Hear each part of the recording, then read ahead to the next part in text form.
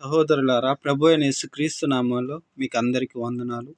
ఈ దినాన ప్రసంగి గ్రంథము 1వ అధ్యాయము 18వ వచనం చూడండి. విస్తారమైన జ్ఞానాభ్యాసము చేత విస్తారమైన దుఃఖము కలుగును.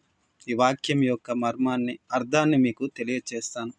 జ్ఞానం నొందినవాడు ఆ జ్ఞానాన్ని బట్టి తెలివిగా నడుచుకోవాలి. అనగా ఆ జ్ఞానాన్ని విడవకుండా దానిని అనుసరించిన ఎడల అది వానిని సురక్షితంగా ఉంచి రక్షిస్తుంది. అలా జ్ఞానము నుండి అన్ని విషయాలు తెలుసుకున్న తర్వాత కూడా వాడు పాపం చేస్తే అజ్ఞాని కంటే, అంటే ఏమీ తెలియని వానికంటే వానికి కలిగే శిక్ష, దుఃఖము అధికంగా ఉంటుందని ఈ వాక్యం యొక్క సారాంశము. అందును బట్టి అధిక జ్ఞానాభ్యాసము అధిక దుఃఖాన్ని కలిగిస్తుంది.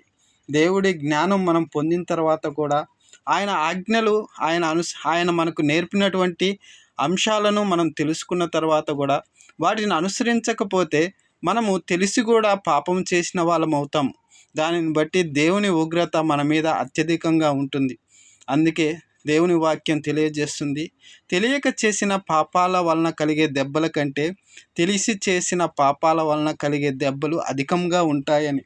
కాబట్టి ప్రియులారా, మీరందరూ దేవుని సన్నిధిని జ్ఞానము సంపాదించుకోవటం మంచిదే.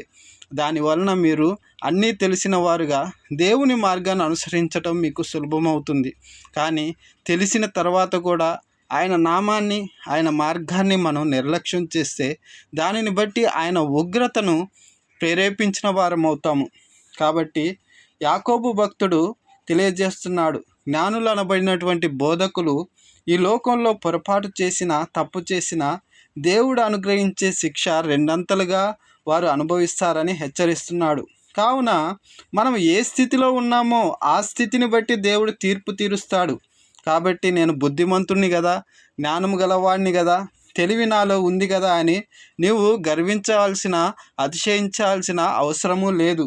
కాబట్టి మనము మన మార్గంలో మనం నడుచుకోకుండా దేవుని మార్గంలో అనుసరించే విధానంలో జాగ్రత్తగా నడుచుకోవాలి. మనకివ్వబడినటువంటి జ్ఞానాన్ని మనం సంపూర్ణంగా అనుసరిస్తూ నడుచుకుంటే దానివలన మనకు హెచ్చు ప్రతిఫలం కలుగుతుంది.